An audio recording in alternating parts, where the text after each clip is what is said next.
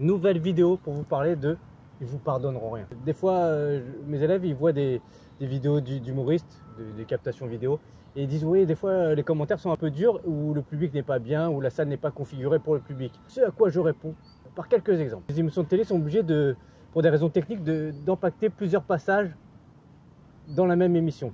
Je sais pas comment vous expliquer. Par exemple, On demande qu'à en rire sur France 2. Je crois il y avait 3 jours d'émission qui étaient tournés en une seule journée, avec le même public. Donc le public il arrive, je dis pas, c'est peut-être pas les chiffres exacts, mais c'est plus ou moins comme ça que ça se passe. Il arrive à 14 h, il repart à 19 h. Donc il est à 5 h. Donc vous, quand vous êtes dans la 3e émission, les gens sont là depuis 2-3 heures, quoi. Ils ont déjà marre. Même le jury, parce qu'on demande qu'en vrai c'était un jury qui votait, et il vient avant pour les répètes et tout, donc il est là depuis à peu près 4 h, 5 h, et il en a marre. Et si vous passez en dernier de la dernière émission, c'est vraiment, vous êtes au bout du bout des gens. Les gens sont vraiment fatigués et on vous demande quand même de cartonner. Un autre exemple, je n'ai pas vécu, c'est ce qu'on m'a raconté, je ne suis pas sûr que ce soit vrai, mais en tout cas je vous le raconte quand même. Il y avait une captation vidéo pour un spectacle, et il y avait 3 spectacles qui étaient tournés, et c'était tourné avec le même public, parce que vous n'avez pas le temps de faire rentrer, sortir le public. Donc le mec qui jouait son dernier spectacle, c'est 3 heures. Les gens, ça faisait 3 heures qu'ils entendaient des blagues.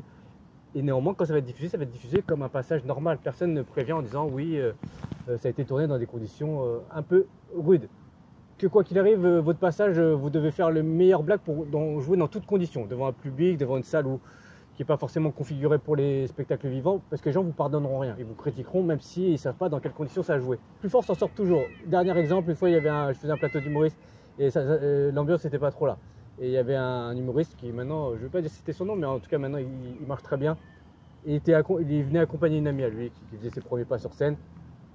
Tout à coup, ça marchait pas trop le spectacle, les gens rigolaient pas trop. Il dit ouais, est-ce que je peux passer sur scène? Je fais ouais, vas-y, je te fais passer juste après. Il rentre sur scène, il fait 5 minutes, cartonne. Après on reprend le spectacle normalement avec l'heure de passage, les gens ont arrêté de rire. En fait, un tournage vidéo, c'est pas les conditions d'un public normal, c'est que l'équipe technique doit se mettre en place. Juste pour vous dire, moi une fois j'avais fait une captation vidéo, quand vous voyez mon passage, franchement c'est bien passé, je jouais après 4 h 30 de spectacle. Parce qu'il y avait plein d'humoristes qui passaient, dans le lot d'humoristes il y avait des musiciens, voilà, il fallait installer les musiciens, il y avait une entracte tellement c'était long, et quand je suis rentré sur scène, il y avait des gens qui étaient allongés, il y avait des enfants qui étaient allongés sur leurs parents pour dormir. Donc, parce que ça faisait 4 h 30 qu'ils étaient là, ils n'en pouvaient plus, il restait 2 sketchs, je faisais 15 minutes.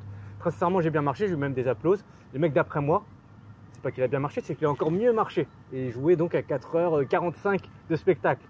Donc c'est toujours possible de faire plus fort. Donc même si c'était difficile, il faut s'y préparer. Peut-être quand vous allez faire votre premier passage, vous ne jouerez pas dans les meilleures conditions. Peut-être vous jouerez, le public est fatigué. Et ben, vous devez, dans l'écriture, penser à ça. Jouer devant un public, ça fait 3 heures qu'il est là.